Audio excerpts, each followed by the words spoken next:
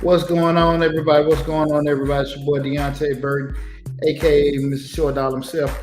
Tonight, I want to do a quick live feed in regards to a couple things I want to go over with you guys, and that's regards to PPP loan fraud, um, talk about the Inflation Reduction Act, and also talk about ways for you guys to actually recession-proof your business.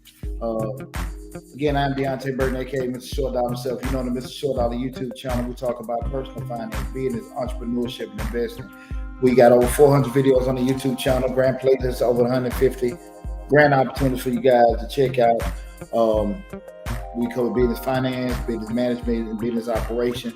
Right now, we're streaming live on Facebook, YouTube, Instagram, TikTok, LinkedIn, and Twitter.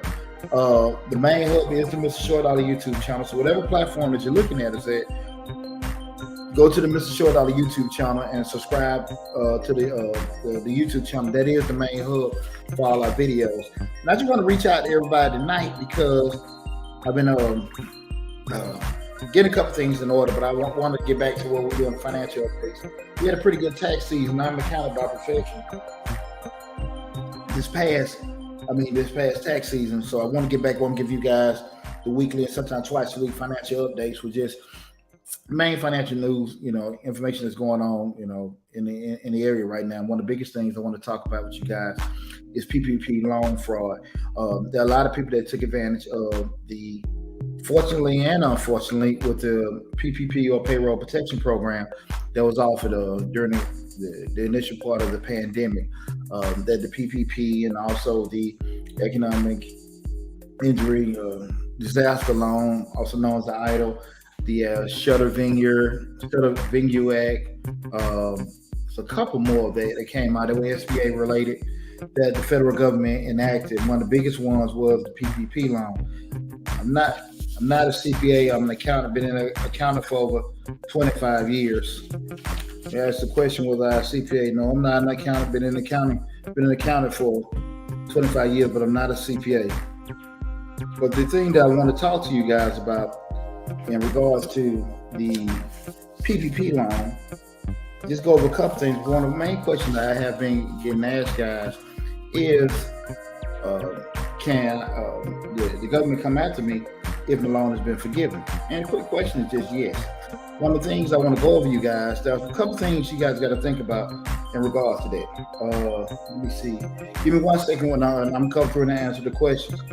One of the things that we want to think about it with the PPP, and I'm not trying to go into, I've made several videos in regards to when we're doing talking about the PPP and disaster loans over the past couple of years. Hey, my mom tuning in. What's going on, Mom? I appreciate you tuning in. One of the biggest things I want to talk to you guys about in regards to that, because Gabe talked about, being careful with applying for these loans and everything like that.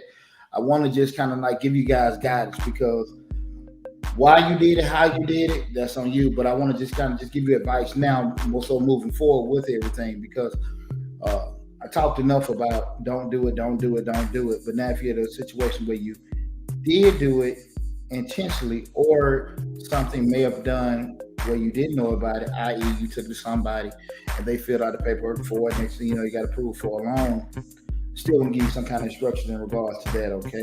One of the questions I got, what if you wanted to make a repayment of the fund you received, if there's a way? Well, we're gonna talk about that tonight. And that's and please forgive me if I mispronounce your name, Jalami. What it is asking, what if you wanted to make repayment of the fund if you received it their way? One of the things I want to go over first is pretty much the ways that they can have some kind of recourse to come back to you, and then we'll go forward talking about ways you can move forward with the whole, if it's a situation where the PPP funds were misused intentionally or unintentionally. Well, the first thing I want to tell you guys about, we start looking at why would it be a reason for the government to come back to you in regards to the PPP loan. One of the first things is falsifying information in the initial PPP application, such as your payroll figures or those tax documents, those initial forms that if you put in information that was incorrect, they could come back to you in regards to it. And how would they know?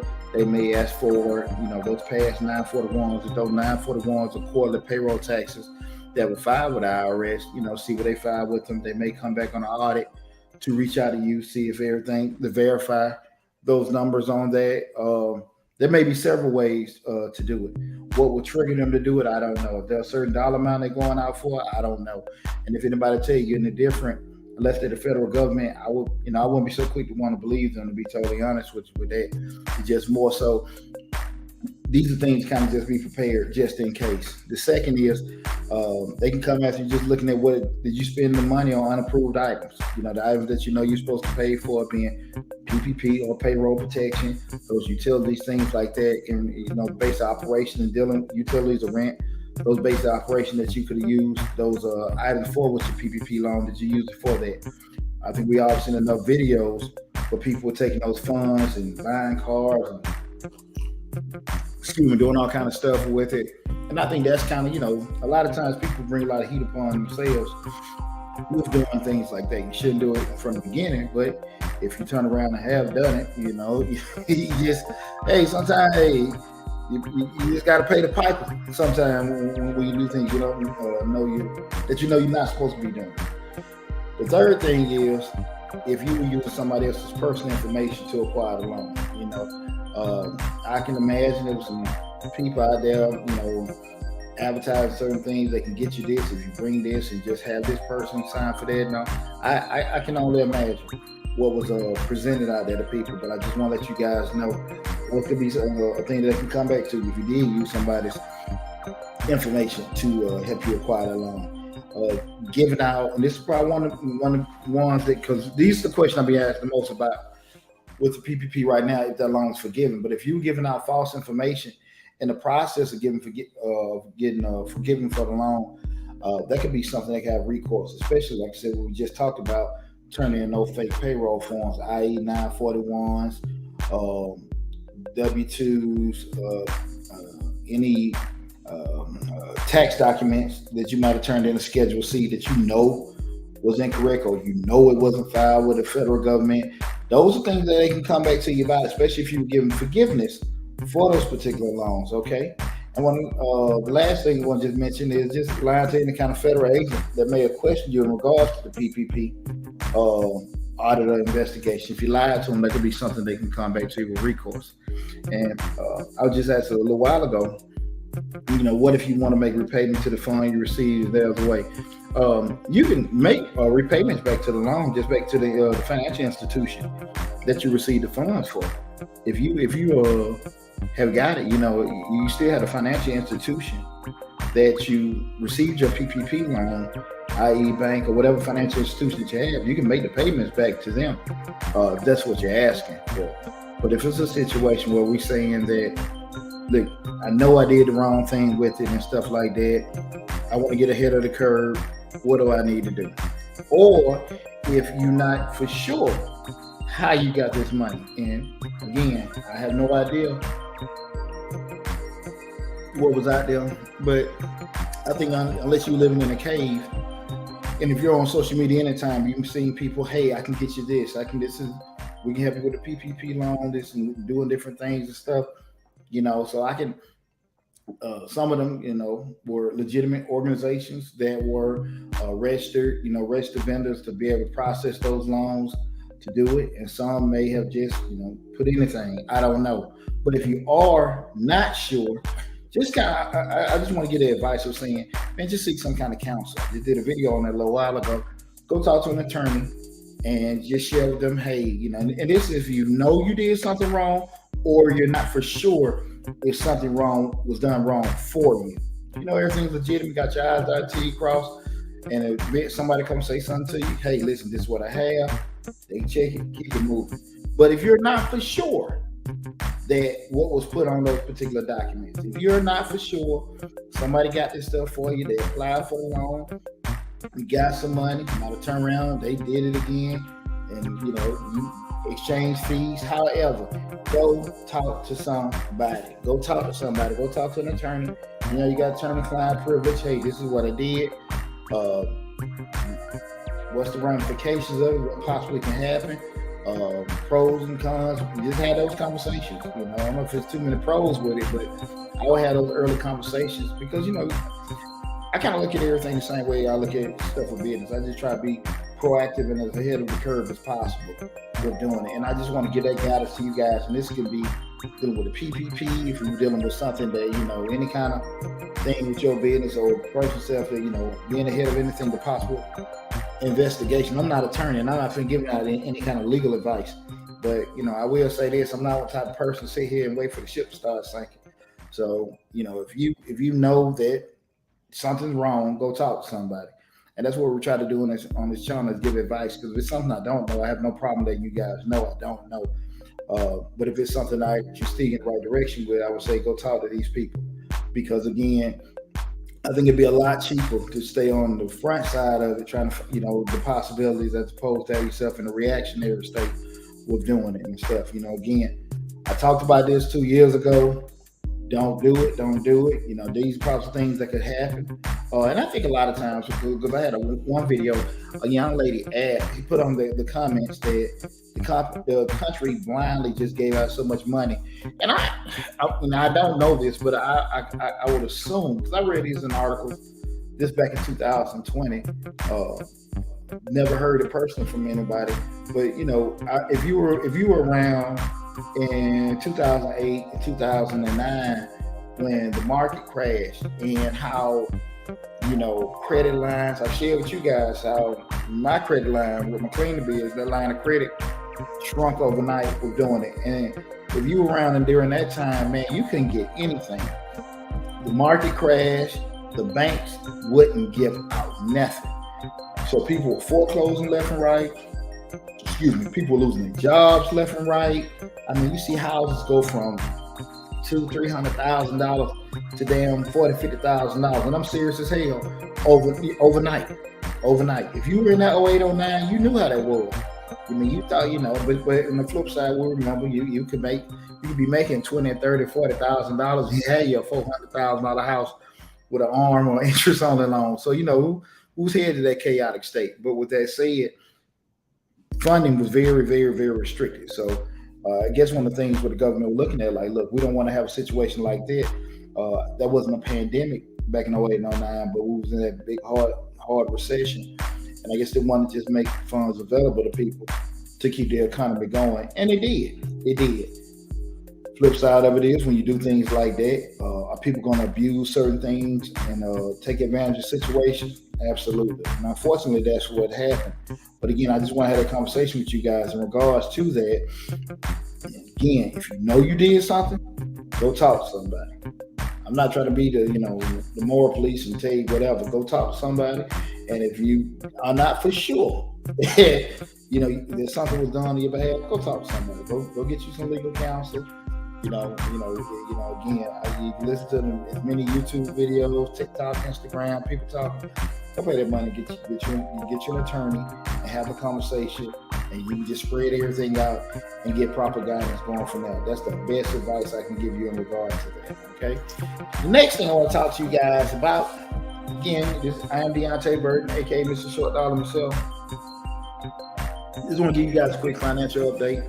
I'm here in Atlanta, and it's storming real bad. I'm in the sunroom. I don't know if the light hit a tree or something. Back out there, but it was a strong explosion about 20-30 minutes ago with that. But everything's safe, man. Fell on me yet, so I guess we're good to go. Got a little bit borrowed time. But right now, I want to talk about the Inflation Reduction Act. And pretty much, guys, I know, we felt the sting of price inflation, all the hyperinflation that's been going over the past couple of months. You went from, $3 to damn almost $6, $7 in gas in certain parts of the country. Rent is extremely high. More house prices are extremely high. Clothes, you go to the grocery store, everything's high. So, the government is looking to curb the cost of everything. So the Inflation Reduction Act was created to help set the curve inflation. And one thing about it, guys, we start talking about economics and things like that. One thing I want you guys to always understand, even when we see people, with our politicians, they'll say, hey, we're creating these bills, we're creating these laws, we're doing this, that, and that. But with economics, there's always a ripple when it comes to economics. There's usually not an immediate impact when you start doing things in the economy. So when you start even making certain restrictions, tariffs, taxes, things like that, usually there's a ripple effect. There may be a couple months, maybe a couple years, but usually not anything that once this is done, unless we're talking from an economic standpoint, we're not just a legal standpoint where you just stop abortion and something like that. We're talking about just we put certain taxes, tariffs, legislation uses the ripple effect. So what happens now in August 2022, you may not necessarily feel the impact till December 2022 or maybe February 2023. That's usually how economics work. You don't see a lot of quick changes that happen.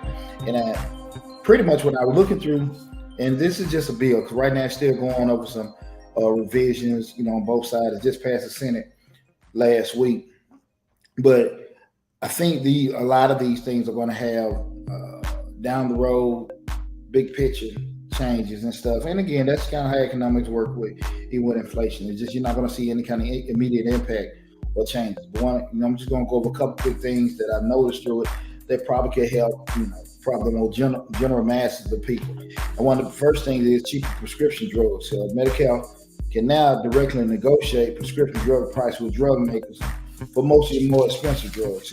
So that means patients will likely pay less money for their drugs. And one of the biggest things now, even with the inflation, you've seen the prices going up, everything went up. So medication went up as well. Hey, how you doing? Medication went up as well. So you got people just, you can be in need, depending on how your income level is. You can put you in a bad way real quick if you're not able to cover those insurance costs, with doing that. So that's what I want you guys kind of just be keeping in mind that if there are possible rebate prices, if the inflation price goes over the regular sale price of certain medication, I think they're looking at possible $2,000 a year cap on Medicare enrollees before paying their out-of-pocket drug expense for prescription drugs. That I think there's the government looking to save about almost $300 million, I think $280-something million over the next 10 years with that.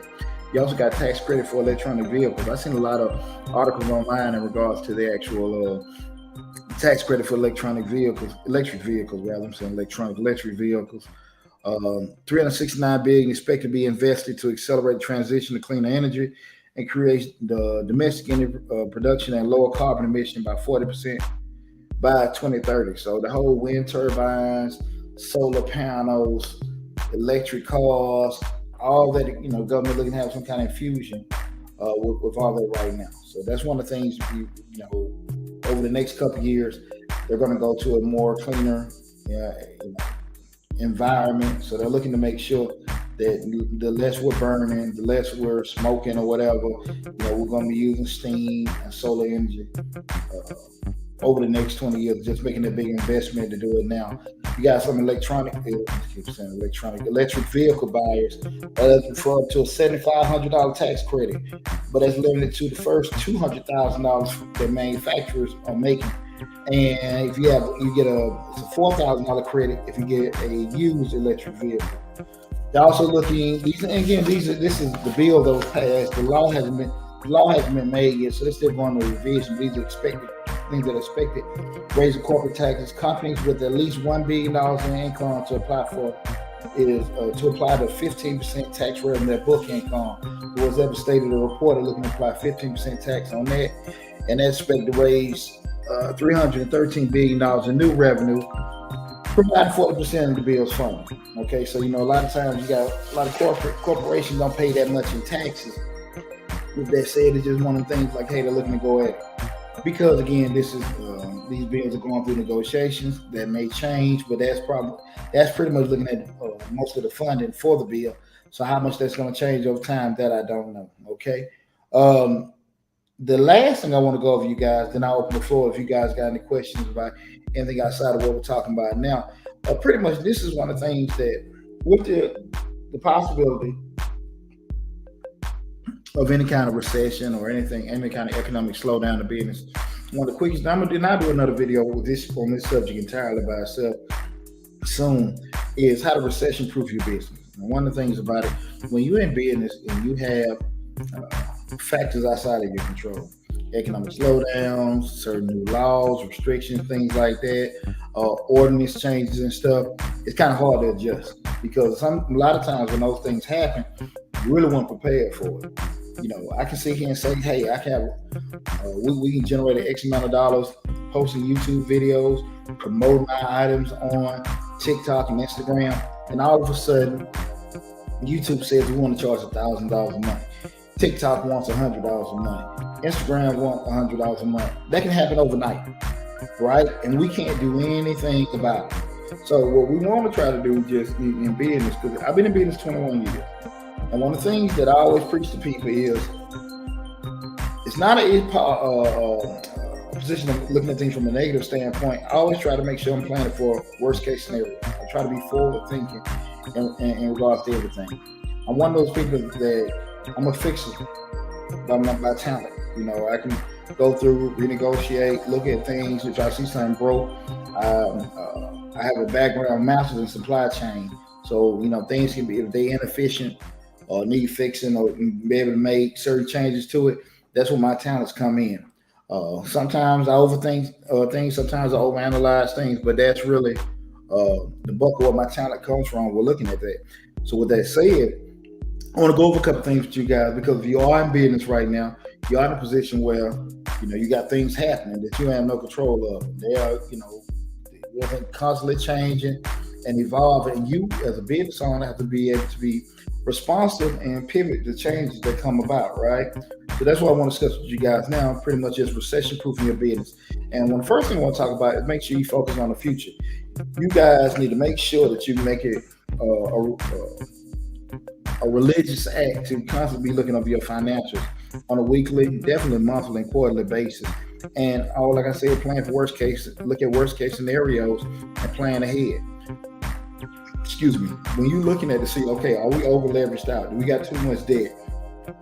How's our money coming in? How much cash reserves we have? In finance, cash is king.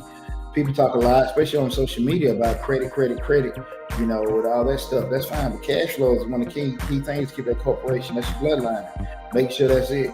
Just looking at the financial state of your business, the balance sheet, the income statement, the cash flow statement, making sure that you know what's going on now, and you can plan for things that happen in the future. Like I said, pivot and adjust. Gotta know how to do that in business. Second thing, this is super, super important, guys. Make sure you talk to your suppliers and vendors. These are things that are very important, because when you're in business, it's one thing to be making sure you're taking care of your customers. But you also got to make sure that what people are taking care of you, right?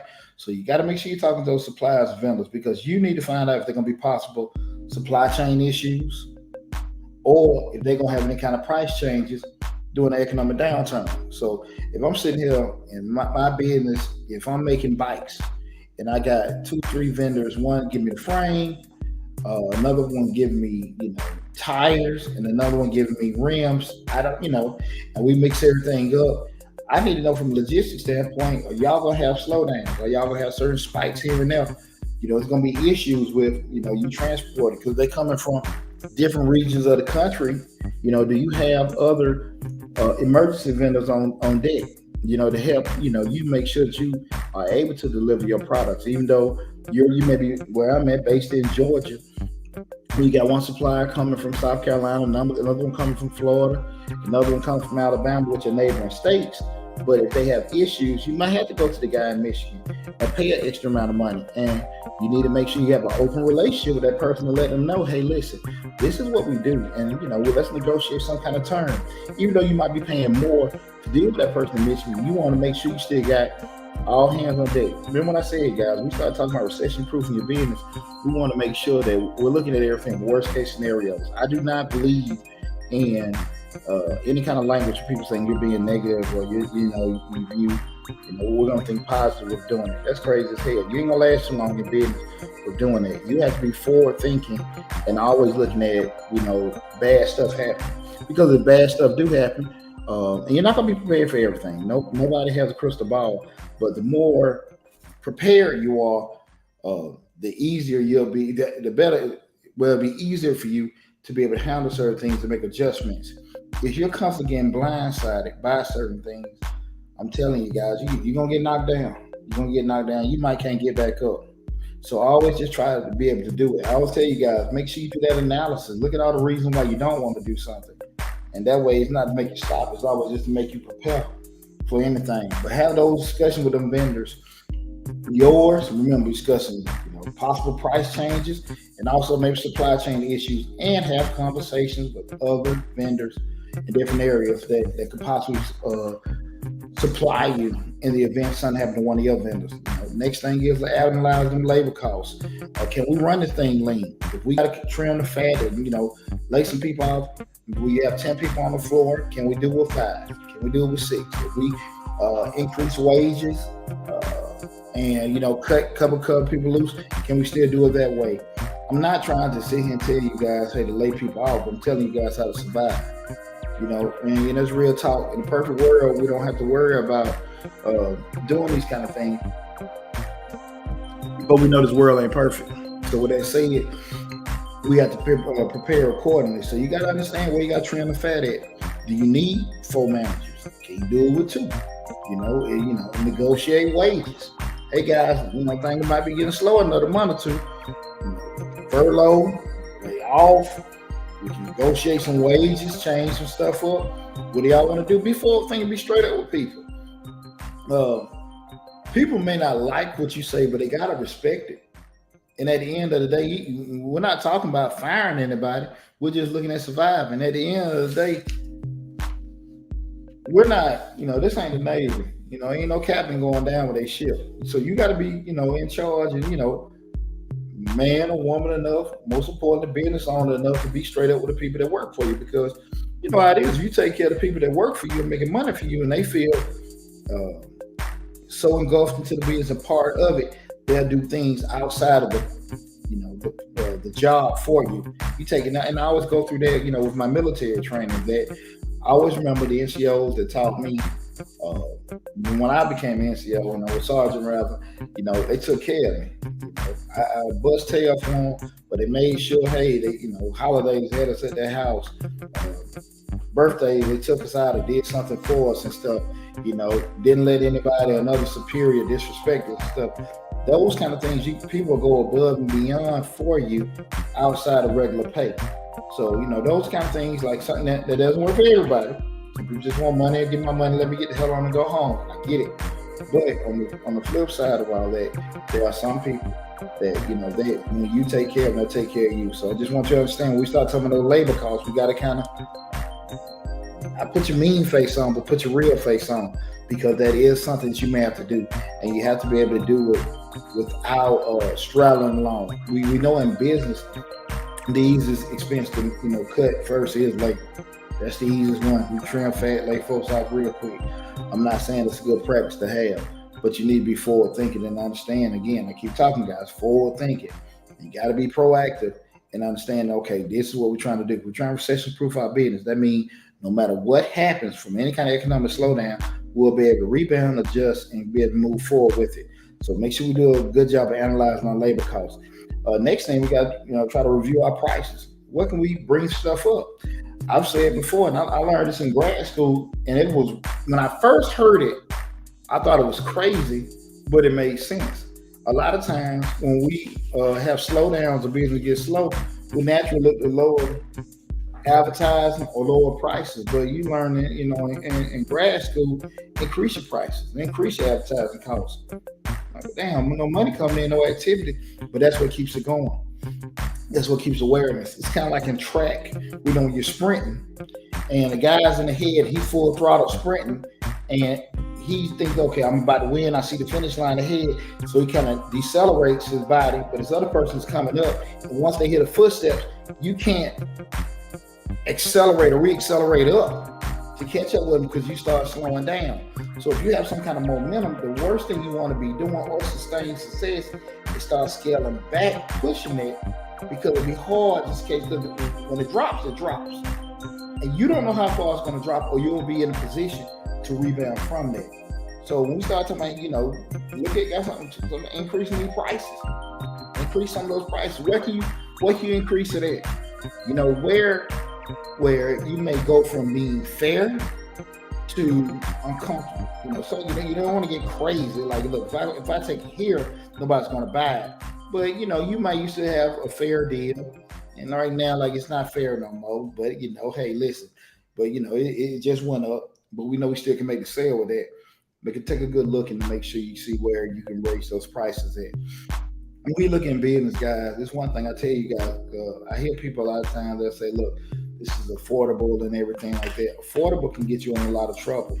It can be pleasing to the consumer, but can be detrimental to the owner, because affordable is not always going to cover your costs, And I think a lot of times people, when they're new in business, they don't look at profit margins in regards to, it cost me $10 to make this shirt, but I'm only selling it for $12 in your mind, or even $15. You got a $5 profit that you're making per shirt. You're not thinking about how many of these $5 profits is it going to take to cover my overhead around me. That doesn't go into your mindset at all. You're just looking at the money you're making. And we got to get out of that when we're doing some kind of forward thinking, again, looking at those prices, okay? And the last thing is, guys, I want you to just start looking over some of your expenses. What do we even need, right? Do we need a cable? Can we drop down the speed of internet? We're just talking now. What can I call, and can I hit the cable company up and negotiate a new term? Look, man, we ain't talking 2 or 3 years. Listen, can y'all give me half off on the high speed? Can you do this? Can you do that? Your shippers, your vendors, your utility companies and stuff. Hey, man, can we get a fixed rate terms and stuff like that? Have them conversations. Look, remember y'all 2 or 3 years, got a new company in town. I got the letter in the mail. Look, I ain't want to talk to him, but got you on the phone now. What can we do?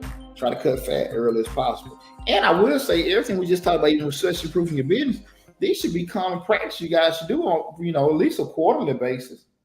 Have some conversation. If I'm spending money with you and everything's fine, we should be able to go back to the table every now and then and say, look, man, we doing business, everything fair. Let's work on some terms. And from that point, you can go from there. Here's the deal, guys. When you have several places you can go, you got options. When you only have one, you just take what you can get. But take advantage if you have options. And far too often people like, no, I don't want to do that. I feel, loyalty and all that kind of stuff like that. That's cool. We'll see how far they get you. Take care of people that take care of you. We've been straight up with everybody, and that's how we want to make it, right? So I just want to have that conversation with you guys in regards to, we just talked about recession-proofing your business, the Ppp Loan Fraud, the Inflation Reduction Act also. What I want to do now, I open up the floor. So if anybody got any questions that are business related, some of the grants that we introduced to you guys over the past couple of weeks that have expired, anything going on, can you please, feel free. I keep the live feed open for a little bit, for you guys asking the questions. That, again, business related, finance related and stuff, you got me right here now on the live. So you can reach out to me now and let me know if you guys got any questions. So I'm just scrolling through. Guys, tomorrow evening, I have the How to Start Your Own Tax Business course. I'm going to do a live feed probably tomorrow just to talk about the course. I've been I'm an accountant, been in business over 21 years, and I have my course, How to Start Your Own Tax Business. The link for it is on the YouTube channel and also on the Facebook Live. Check that out. Pretty much what I'm thinking of going over is how to start your own tax business, run your own tax business from an operations standpoint. The course doesn't teach you how to fill out forms and things like that, but it does go over the system of having a tax business. Far too often people see the tax business, because they'll go to that tax person, they'll pay that tax person X amount of dollars. It's just like anything else. Just like when you go to your lawyer, your landscaper, you say, well, look, they're doing this, they only doing that, and they just figure, it's easy. But then they don't really, be naive to the fact that it takes a lot more than what they're just seeing. And people go and charge a low amount for tax preparation prices, still spend a regular amount on preparer software, advertising, equipment, things like that, and they barely break even. And from an aesthetic standpoint, they'll say, hey, listen, we're doing all right. I got this amount of customers, but because the prices aren't right, they're not doing anything. And really, you that first year, It's tough to get you a good, decent book of business. Usually take you maybe about 2 or 3 years, unless you're moving from somewhere and taking people with you. So you start from scratch. It takes you about 2 or 3 years to get a decent book of business up with doing it, because the first year really going to be learning your system. But we're providing out there with how to start your own tax business course. We're giving you the whole marketing plan, the whole process in regards to, from the moment they come to the door, sitting down with you and coming out the door, and maintaining things also during the year, those kind of things and stuff like that. And also how to reach more customers, pricing strategies, all that will be included in our course on how to start your own tax business. So again, if you got any questions, go to the YouTube channel, Mr. Short Dollar, in the description section of all the videos that's there. Also, if you're looking at us on Facebook as well, you'll see that there. Let me see. If no one have any questions, anything, we got everything open right now. I don't know if I came on too late. I don't see anybody with any questions as of now. Okay. Well, I may do another stream later on. I doubt it, but I know it definitely will be back. Okay, need the website for the grant. The website of the YouTube channel, Mr. Short Dollar. Go to Mr. Short Dollar on YouTube. Now, if you're looking at the on TikTok, you can just go on my profile, hit the link for the YouTube channel. Go to the YouTube channel, Mr. Short Dollar.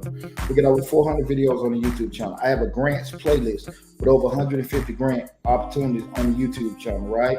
You have to go through there. You got to look at the video. You'll see everything there. So you got to do some listening, and you got to do some applying. The thing of it is also that some of those grants that are on the YouTube channel is that some of them are reoccurring grants.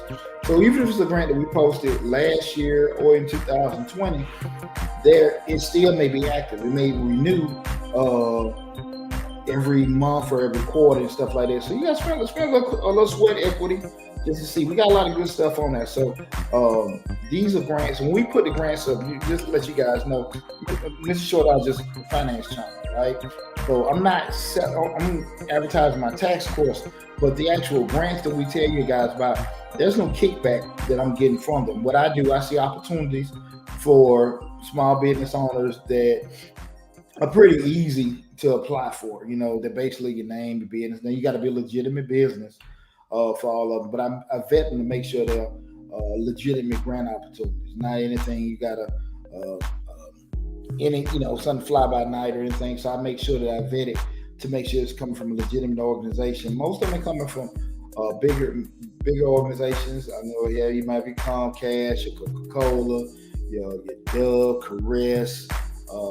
It's been tons of them, man. I'm just thinking off the top of my head, but it's over 150 grants.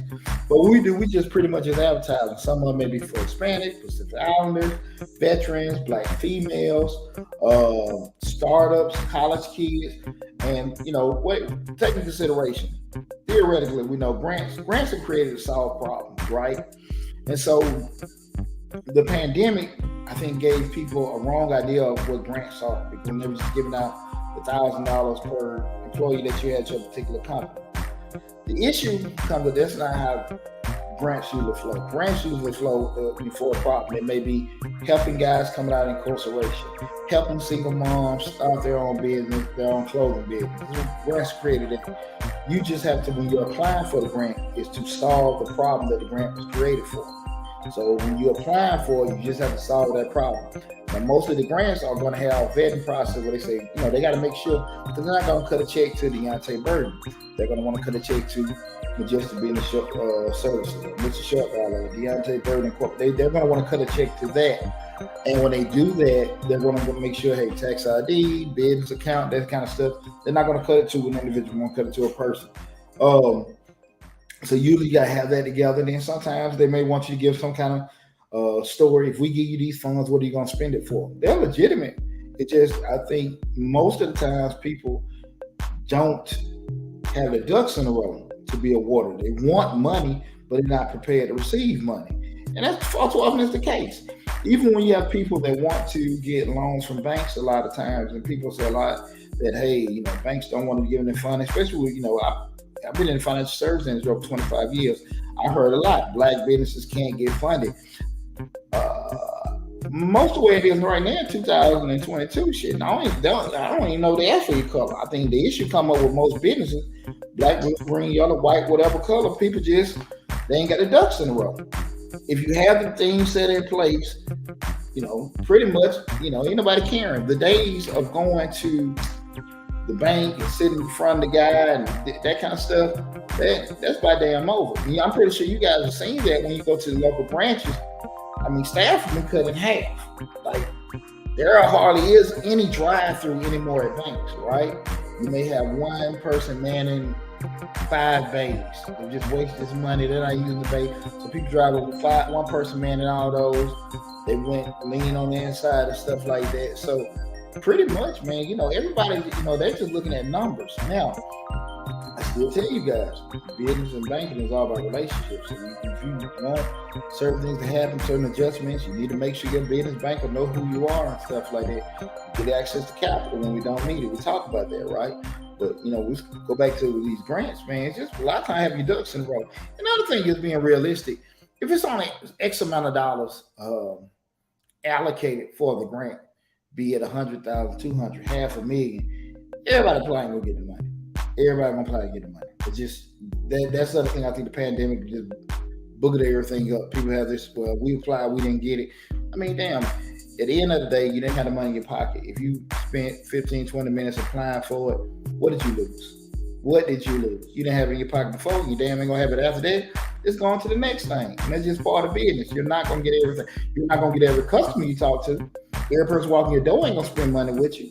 So at the end of the day, if it's an opportunity for you to get money in your pocket, just fill it out. Take you 15, 20 minutes, half an hour, and just fill the paperwork out. If you get it, great. If you don't, you ain't really lost nothing, right? But and that's just part of business, But when we theoretically look at it, we have to make sure that we're in position for when opportunity comes, we can take advantage of it.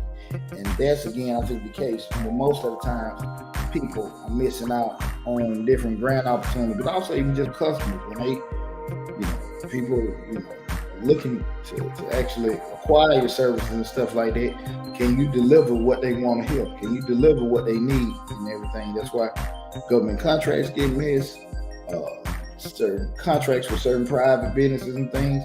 People just ain't prepared. When opportunity comes, it sounds good. We can be on social media posting and doing all this other kind of stuff happen. Cool, man. I seen you on TikTok. Man, I love them shirts you're making and stuff like that, or the tables you got. Man, if I want to buy about 40 of them. And you definitely don't want to sit here and say, dang, man, I can't do it. But you can do it if you got access to capital. You can hire 1 or 2 more people. You might get you just burn a little bit more, pay some people, contract some folks out to do some things you normally don't do, but you can take advantage of it. But you miss out on it because your system ain't in place for you to be able to handle opportunity. And that's what happens a lot of times. See, it's one thing to be sitting there saying that, well, I want to get a grant or something to start my business up. Y'all got to understand that if people look at it, they'll say, okay, what kind of skin you got in the game? If you want to go start something up, if somebody give you opportunity, i.e. some money, if that's the only way to get your business started, if I give you some money or give you some help to do it, ain't too many people gonna believe in you. That means you just wait on somebody else. That's one of the first, when you look at Shark Tank, one of the first questions they ask is, do you have any sales already? And they get kind of shunned upon when they look like, nah, we haven't done anything. We just made a prototype. They say, yeah, we've already did locally, had X amount of sales. Be it great if it's good as a high number, but at least they know, hey, they went out there, they made some kind of attempt. So they made a certain attempt to do something for themselves. They believe in themselves. They put some money out to do this, and maybe with my cash infusion, they can do something else. But when you did a damn thing for yourself, it's going to be hard. It's going to be hard for anybody to believe in you. And you're always going to be wishing and hoping for that to happen, And that's why I want you guys to make sure you taking advantage of all the opportunities that are out there. But most importantly, investing in yourself and spend that little extra time, sweat equity, make sure, hey, listen, I got my ducks in a row to be able to have opportunities. Let me see if I see anything else. Anybody else join? Nobody. Let me see. Nobody else got any questions? In regards, we just, again, these just basic questions. I got the flow open right now while I'm here on the live feed. There we go. You got anything business related for the funding? You guys got me on right now. Any questions that you may have? in regards to anything. Like I said, we just did a quick live feed, talk about recession-proofing your business, Inflation Reduction Act, and also the PPP Loan Fraud. Again, just in summary, just telling anybody if you did do it, or if you don't know something was done, just seek some kind of counsel. Let's get the background information to the Inflation Reduction bill that was just recently voted, approved by the Senate. Right, they're still doing some negotiations. So some of the things we talked about could be changed, but theoretically, when we start talking about any kind of things to adjust the economy, it's disruptive. So whatever we decided in August, we may not see the effects of it until the end of the year. It's just something to keep in mind when we start looking at economics. And also the recession-proofing your business. Just talk about some ways that you can make adjustments to your particular business to keep things afloat, just in case you got any kind of slowdown, or just basic practices you can have to help you maintain your business when you do have things kind of go left or slow down for you. Okay, so there are no questions, guys. Nothing, anything like that. I'm pretty good at what I do, but I ain't cheap. So you got me right now for free. If you want to ask any kind of business related questions, business funding, business operations, anything like that, you got me right now. I ain't got no invoice out, so take advantage of it. Say, we got Lacey McCullum Jr. What's the question we got here? Do you need a grant writer to get the grants on your YouTube channel? Absolutely not. The question was, do you need a grant to get a grant writer on your YouTube channel? And one of the biggest things, when I put the grants on my YouTube channel, they're pretty much simple grants. So those grants you don't need any kind of grant writer for, because they're asking basically basic questions. The only thing they're mainly vetting for, number one, to make sure you're a legitimate business. So business name, tax ID number. They may ask for an article, scan of your article of incorporation, what state you're in, things like that. And you may have some selling questions where they may ask, if you're getting this funding, what would you do for it? I make sure when we look those grants that are on there, that come from legitimate companies.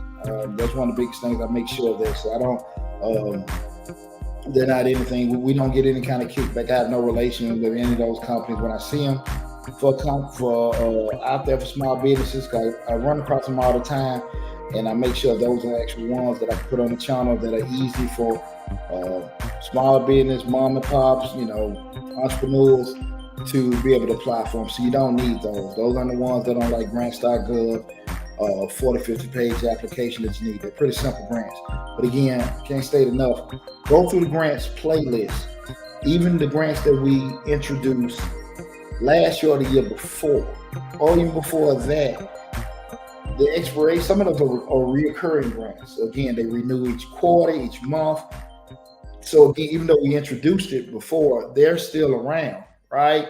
So you just got to spend a little time with just going through the grant playlist. We're doing it.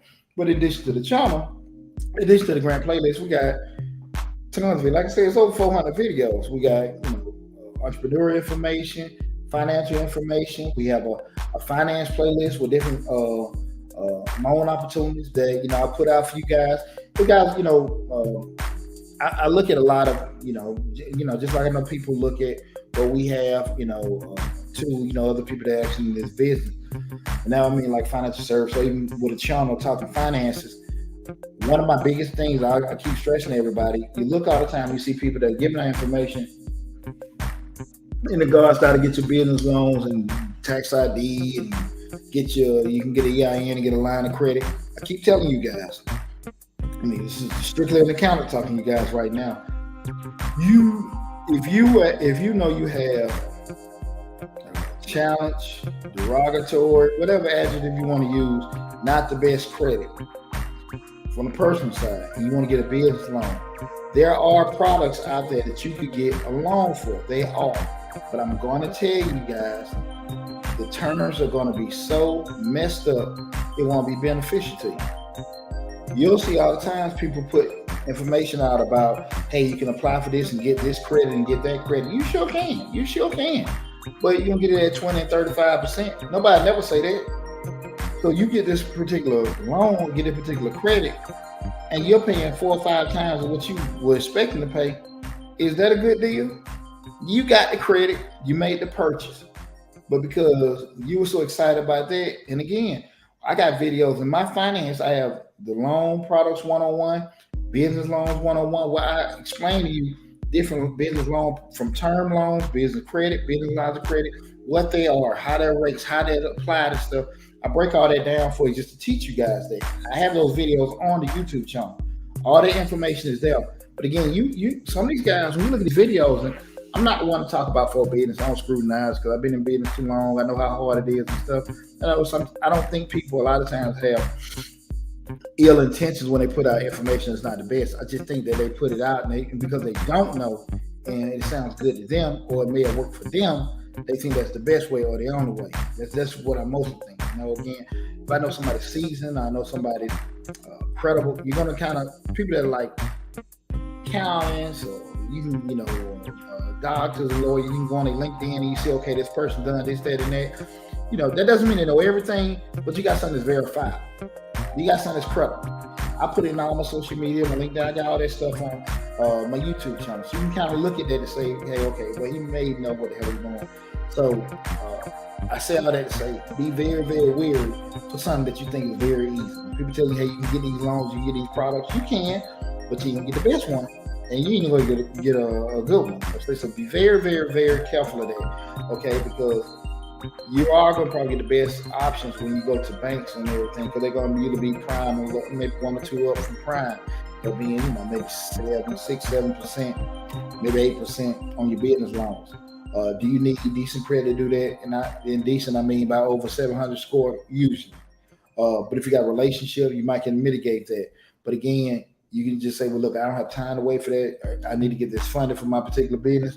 Just be wary that the product you get, because you might get a $50,000 line of credit. You might get a $75,000 loan, but I'm telling you. And again, if I'm wrong, I'm man enough, businessman enough to say, man, look, okay, cool. I didn't know about it. I appreciate you letting me know. But I'm saying this out of experience. You're not going to get any good terms. You have access to the money, but it's going to be some bad access. Trust me with that. Trust high rates, screwy terms. Trust me with that. Okay, so it's easy for me to say be patient, but that's my best thing I can tell you. And go to these banks, man, have a conversation. Let the bankers tell you what they want to see. Let the bankers tell you what information they need to have. Deonte can sit here and tell you in general, these are the things that the banks look at. But you need to go down to Chase or Bank of America or the Community Credit Union and let them tell you what they want to see, because they're giving you the money, not me, right? I can give you, in general, that's what they look for, so you can be somewhat prepared. But they may put more weight on credit scores, or they may put more weight on collateral. They may put more weight on industry experience. That's for the particular lender, and that can vary from bank to bank, okay, or financial institution. So you need to make sure you go have a conversation with them. Who this is me, this is what I'm doing. And if they're rude to you, mean to you, that helps you out. You ain't got to deal with them anymore, right?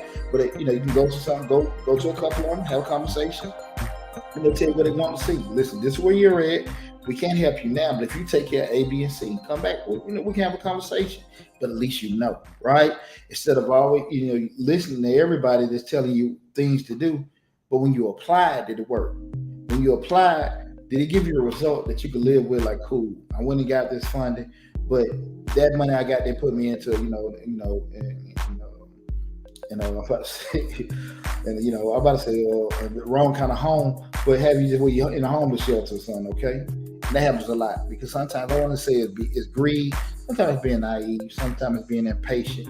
But some products, if it ain't too good to be true, that's usually it, okay? All right. I hope I answered that question for you, Ms. McCullum. The next question I got. Hana Hassan, what if I was an independent contractor and I received the PPP and I also got it forgiven? Do I still need to prove anything? If they ask, the question is, what if I was an independent contractor, received the PPP and also got it forgiven? Do I still need to prove anything? If it's asked, yeah. And pretty much the only thing you're going to do is just show the documentation that you applied for. The issue is going to come up if the documentation that was used in the application process to acquire the loan was fraudulent, or the documentation used in the application process to get it forgiven was fraudulent. Like I said again, that can be payroll forms, i.e. the 941, W-2, whatever was used, or the tax documents. Schedule C, 1040, your 1065, your 1120, 1120S, whatever was used was that fraudulent. So again, it's not. Whatever that could be asked for you, if everything's fine, you should have it, right? Those items you should be having, because the items that I asked for you were the items that should have been asked for with that. But again, I say talk to an attorney, because if you have everything, come on in, sit down. This is what I have and stuff like that. If you get asked questions above your head, which is not uncommon, I'm kind of old school. I kind of like to say let light people talk. So I like to let lawyers talk, let accountants talk, let insurance people talk. So I don't like people putting a fast one on me or talking above my head. So that's kind of how I like to get down. But if somebody's talking to you that should provide some information, just send them what you already sent. But I say again, and I add, we're not trying to go to pop nobody on the hand. If you know you did wrong, or if you're not for sure, if something was done wrong on your behalf, go talk to somebody. Go talk to a lawyer and just kind of get some information from them. Okay? Just straight up. I had enough videos. Hey, don't do this. Don't lie. Don't do that. I've done it. I've had it a gazillion times. I'm not going to tell you guys to do it the right way, right? My way may be uncomfortable. It may take a longer time and all that kind of stuff. Cool, but I'm always going to tell you the right way. That's why I don't mind posting my business. I don't mind doing that kind of stuff, but I work too hard for my stuff. I'd be damn if I'm gonna sit here and lose it. So I'm just worried, trying to hustle, trying to get some money up so I can sit there and say things. And if I'm wrong, I can stand on it. Okay, cool, let me know. And I can keep it moving. I ain't gonna sit here and argue about something I know I ain't right about. It's not that serious to me. But I try to make sure that if I put information out to the public, that I've scrutinized enough. Have I made mistakes and missed out on some things? Absolutely, but they fall few between because I'd rather not do that. So, but anybody can make a mistake. That's why I want to say, if something was done on your behalf and you're not for sure that it was legitimate, then go talk to somebody. Talk to somebody. I mean, talk to a professional with doing it, and just take what comes. Get the advice they say. They may say, "Hey, prepare for this," and nobody say that until you fine. But if somebody says something to you, you are prepared, right? But I'd be damned if I would sit here and wait with doing it. I'm not saying get them a call. I'm saying just go seek somebody, go talk to them, and that's the smartest thing, And if you care to protect what you have or what you have worked for, I think you probably agree with me on doing that.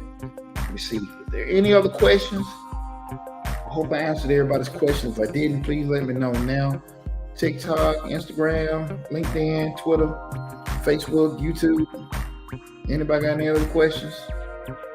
Nobody got anything? I know something's going to pop up soon as we get ready to shut it down. So, listen, I appreciate you guys tuning in tonight where we talked about the old financial update regarding the Inflation Reduction Act, Ppp Loan Fraud, and also Recession-Proofing. Like I said, guys, be proactive right now with vendors and stuff. And that just should be a common practice when you deal with vendors and suppliers.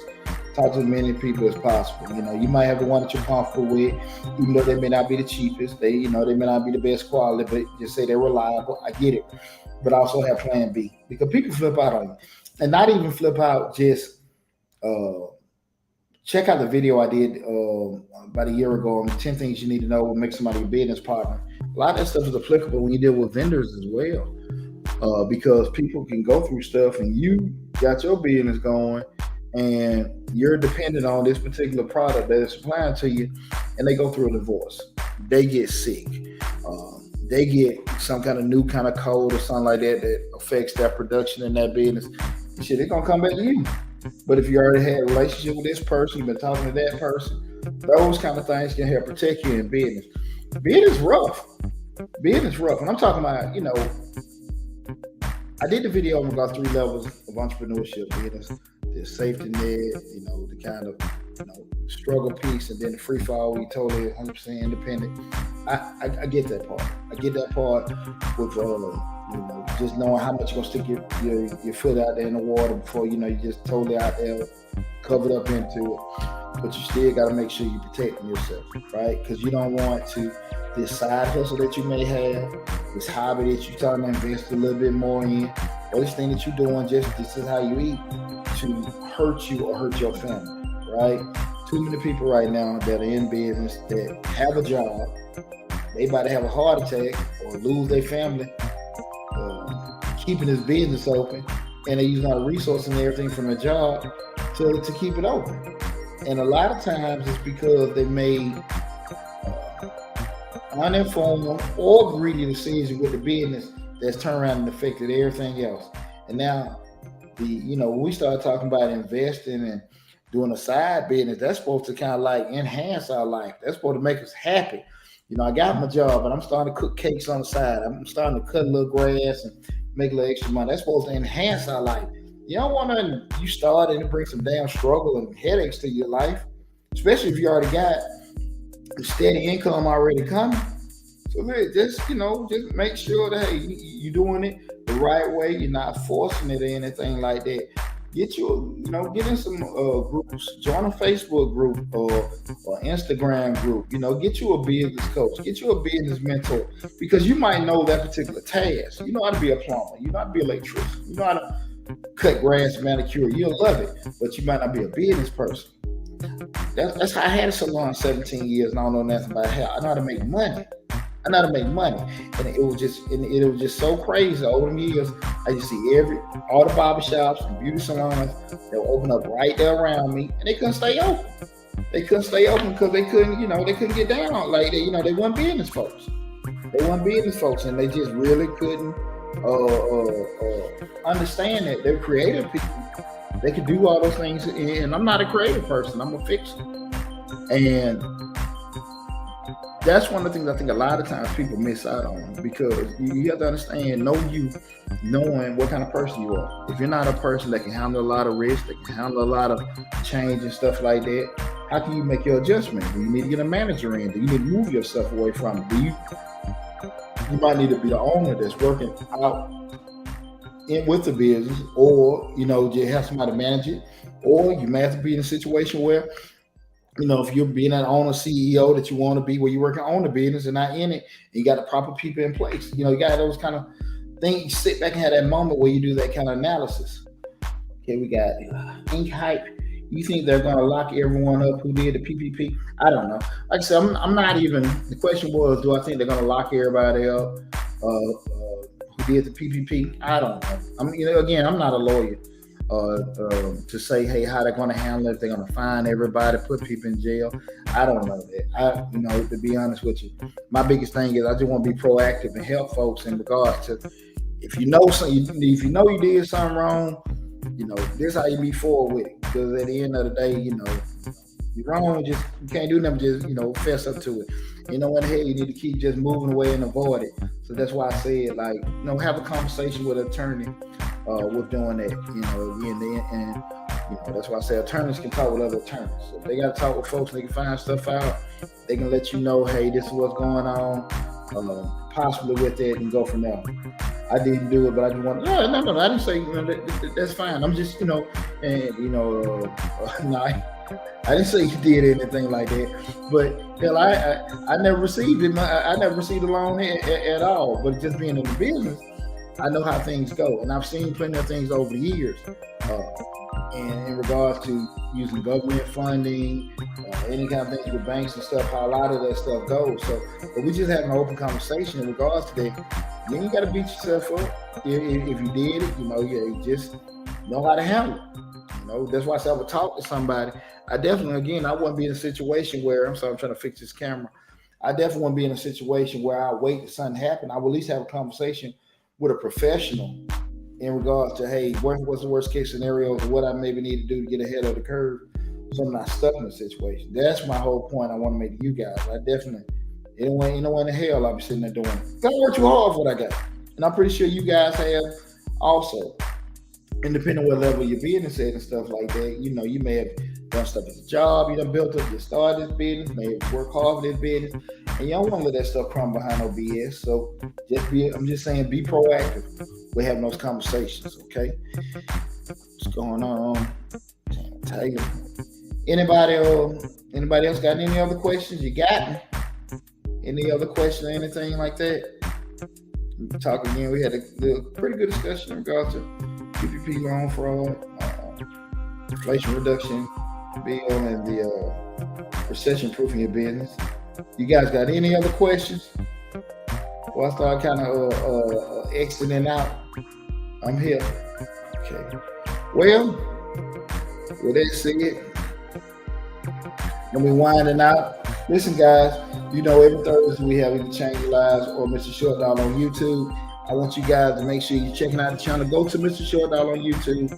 Subscribe to the YouTube channel. That is the main hub. That is the main hub for all the videos. So again, we're gonna stream live on Facebook, YouTube, Instagram, TikTok, and LinkedIn, and Twitter. The main hub is the Mr. Short Dollar YouTube channel. So go there, Mr. Short Dollar on YouTube. Subscribe to the YouTube channel. Take advantage of all the great information is there. It's a whole lot more information than just grant videos and stuff.